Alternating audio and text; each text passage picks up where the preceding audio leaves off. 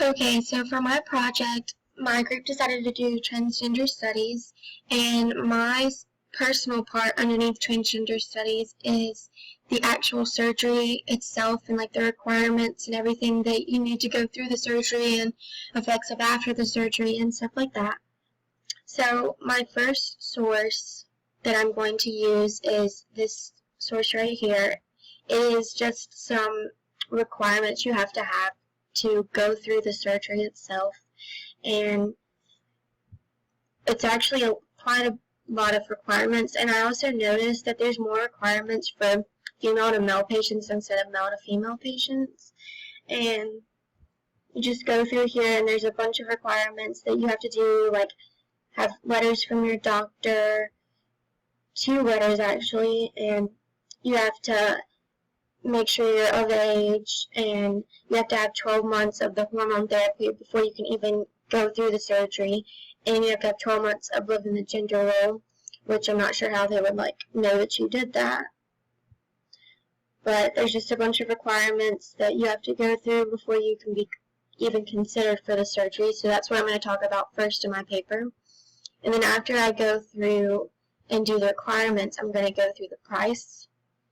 And here's just a list of the prices for basically each body part, and I thought that was kind of weird. And it's very expensive to do this surgery. That is why a lot of gender identity people that don't think that they're the right gender don't go through with this surgery, because it is very expensive and it's also very risky. So this is just a list of, this is facial feminization surgery, so you can basically pick what you want to do to your face. It's just like you're making a new you. It's kind of funny actually. And this is body surgery, top body surgery, bottom body surgery, and it's very expensive. And after that, I would go into the risks of it. There is actually a big mortality rate for it because it is a very risky surgery. And there are also other different kinds of deaths by suicide. And so I was just going to go in and talk about how risky the surgery is, and that's what this source is for, because it is risky and people should know before they go into the surgery how risky it is. Another source of mine, I'm going to use the Danish Girl as the actual, I'm using this as what I'm talking about, the actual surgery part, so it's not too gruesome and gross and grosses people out, because the Danish Girl, the movie itself is actually about the surgery, and I was reading about the actual person that this story or this movie is about, and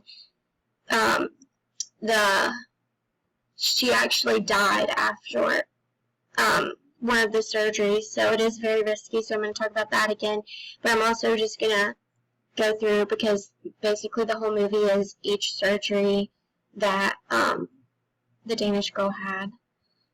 And after that, I would go into this interview.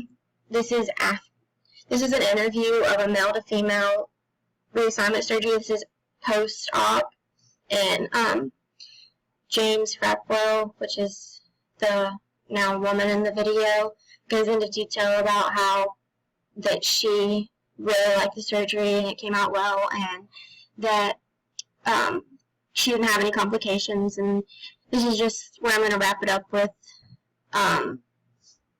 because it's a good source to show the final results of what this surgery actually comes out to. And that's basically all my sources, and I'm just going to go through. The reason I put them like this is because I'm going to start out with first the requirements, and then the price, and then the risks, and the actual surgery is what I'm using the Danish Girl for, and then finally I'm going to wrap it up with an actual person who went through the story or went through the surgery and is talking about what happened after and how good she feels and if the surgery went well. But that's all my sources. Thank you.